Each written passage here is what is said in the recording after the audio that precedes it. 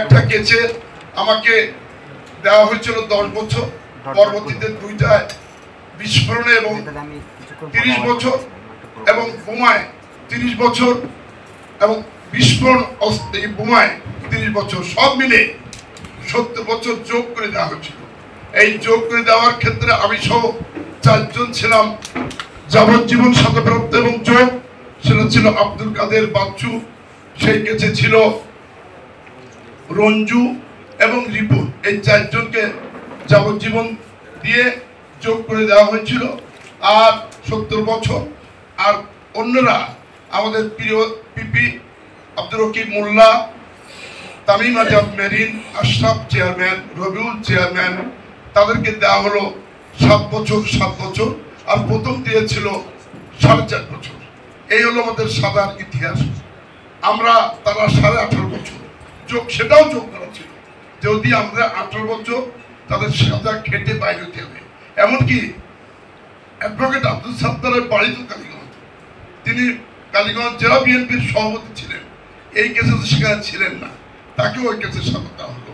শুধু তাই না, অ্যাডভোকেট আব্দুল সাত্তার ঢাকায় থাকতেন, তিনি সুপ্রিম কোর্টের উকিল, তাকেও সাজা হলো।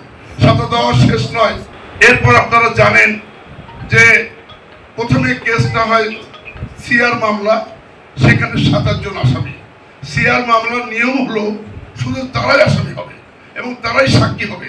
সেক্ষেত্রে অনিয়ম করে এটা পরবর্তীতে আপনারা জানেন যে এই কেসটা নিয়ে আপনারা সাংবাদিকদের সাথে, আমি একটু ঘটনা না বললে নয়, 2002 সালের 30শে মে একটি পরিকল্পিতভাবে এসেছিলেন মাননীয় সাবেক বিরোধী দলের নেত্রী পাইকগাছা এই পাশ দিয়ে যশোর থেকে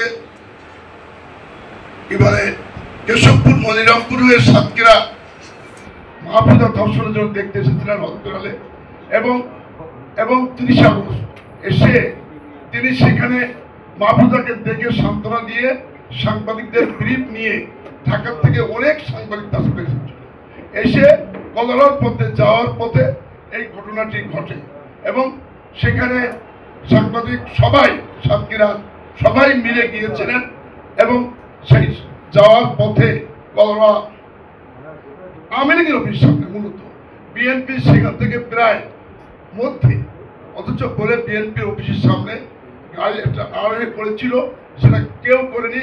ওরা এর থেকে কি বলে সংস্কারী থেকে চান্দুরিয়া যাওয়ার পথে আটকা পড়েছিল। 1 থেকে 1.5 মিনিট সেই গাড়িটা সরে যায়। আমি সেই সময় যখন জানতে পারলাম উনি কলরায় যাবেন, আমি সংসদ সদস্য হিসাবে সাতক্ষীরার এসপি ছিলেন রফিক সাহেব, মতিন সাহেব, তাদেরকে বলেছিলাম যে আপনারা এই রাস্তাগুলো ক্লিয়ার করবেন। আমি দৃঢ়তার সাথে বলছি, আমার এখানে কোনো ছিল না, বিন্দু মাত্র বিতর্ক ছিল না। এই কারণে কেসটি আপনারা জানেন, এসপি সাহেব ডিসি সাহেব বলেন 5 স্তর বিশিষ্ট তার বেষ্টনী আছে, এখানে কোনো সমস্যা হবে না। আমি আমার কলরার নেতৃত্বকে বারবার বলেছি, কেসটা হয়েছে একটা ঘটনাটা না বলে নয়, কেসটা হয়েছে বর্ডারের হিজন্তি গ্রামের মাহফুজা একজন মেয়ে ভূমিহীন জায়গায় থাকতো, ক্ষমতা আসার বিএনপি ক্ষমতা আসার পরে ওখানে লোকাল 2-1জনের সাথে বাঁধতে পারে এবং সেটাকে কেন্দ্র করে তারা হয়তো বা তার সাথে কোনো দুর্ব্যবহার করতে পারে, কিন্তু এটাকে ধর্ষণ সাথে হসপিটালে ভর্তি হলো এবং সে ভর্তি হওয়ার পরে দেখে গেলেন। কিন্তু যাওয়ার পথে কলারওয়াল যাওয়ার পথে আমাদের, আপনারা জানেন যে ইতিপূর্বে এই ঘটনা আমার ব্যক্তিগতভাবে আবার বলছি, কল্যাণ ব্যানার্জি, সুভাষ চৌধুরী, আমি তখন কাঠগড়ায় দাঁড়িয়ে বারবার বলেছি আমি ঢাকাচ্ছিলাম, বাচ্চু তো ঘুমাই থাকে 12টা পর্যন্ত। বিশ্বাস করেন, এই কাদের বাচ্চু 1 নম্বর আসলে ছিল, সে ঘুমাই থাকে। সে যখন হাসিনাবাদ চলে গেছে, সে ছাত্রলীগের প্রেসিডেন্ট ছিল, ছাত্রলীগের সেক্রেটারি ছিল, ছাত্রলীগের সাংগঠনিক সদস্য ছিল। এই বাচ্চু ঘুমান্ত অবস্থায় তাকে করে দিলে 1 নম্বর আসে এবং যখন চলে যাচ্ছে সবাই মারামারি হচ্ছে সাংবাদিকের সাথে, তখন থানায় যায়, সেখানে থানায় যদি ঘটনা ঘটে। কিন্তু এই কেসটা এই হলো ঘটনা, যিনি মাহফুজা ধর্ষক সেই কেসের কোনো খবর নাই, আজও কিন্তু খবর নেই। কিন্তু দেখা গেল রাজনৈতিক প্রতিহিংসার শিকার হলাম আমি।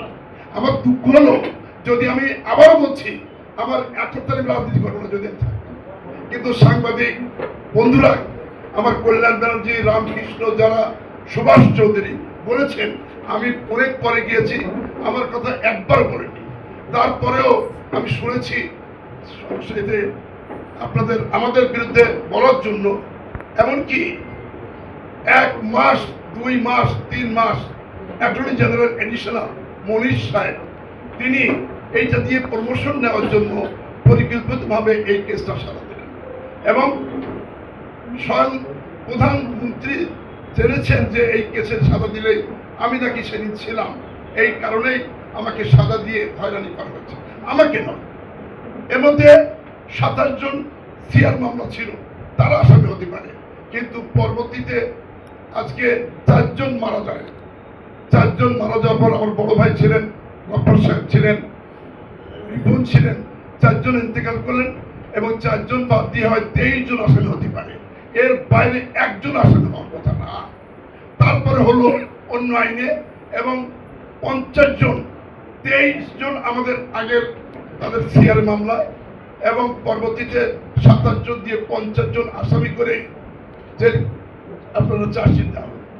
আমি দুঃখের সাথে বলছি, ওই চার্জশিটে আপনার নাম দিল, কিন্তু যে চার্জশিটটা দিচ্ছে একটা কেস, হাইকোর্ট জজ কোর্ট সব থেকে বলেছে যে একটা কেস হতে পারে, 3টা হতে পারে না। অতি উৎসাহীরা সেদিন পরিকল্পিতভাবে 3টা দিয়ে এটা আমাদের সাজা দিল এবং একটা দুঃখজনক এবং মর্মান্তিক। আমার পরিবার, আমি চ্যালেঞ্জ হিসেবে দিয়েছিলাম, আমি আজকে বলছি, আমি সবখানে বলি এই কেসে পালানোর জায়গা না। যেহেতু আমি জনগণের সাথে 91 সাল থেকে ছাত্র জীবন 82 থেকে আজ পর্যন্ত রাত দিন 24 ঘন্টা যদি বাংলাদেশের সবাইকে খোঁজে, আমি হাবিবুল ইসলাম হাবিব জনগণের বিচ্ছিন্ন ব্যক্তি নয়। অতএব আমাকে ষড়যন্ত্র করে প্রতিহিংসা করে আমাকে দূরে রাখবে আমি বিশ্বাস করি না। আমার আমেরিকার ভিসা, কানাডা ভিসা ছিল, আমি যেতে পারতাম, কিন্তু নো, আমি মনে করেছি আমি যদি মানুষের কাজ করে থাকি, আমার দ্বারা কোনো অন্যায় কোনোদিন হয় না। আমি কার কাছে 100 টাকা নেই, আমি কার কাছে কোনো চাকরি প্রায় 15-37টা স্কুল কলেজের এমপি করেছি, 1 টাকা লাগতো না। আমি সব ক্ষেত্রে আপসীন ভূমিকা পালন করি। আমি জীবনে কষ্ট করে এই পর্যায়ে এসেছি। অতএব আমাকে আপনারা মিথ্যা কেস দিয়ে আমাকে জেলে রাখবেন, জেলেও কিন্তু বিনীত ছিলাম। সেখানে কখনো খুলনায়, কখনো যশোর, কখনো কুষ্টিয়া, কখনো সাতক্ষীরা, ঢাকায় আমি ট্রিটমেন্টের জন্য গিয়েছিলাম।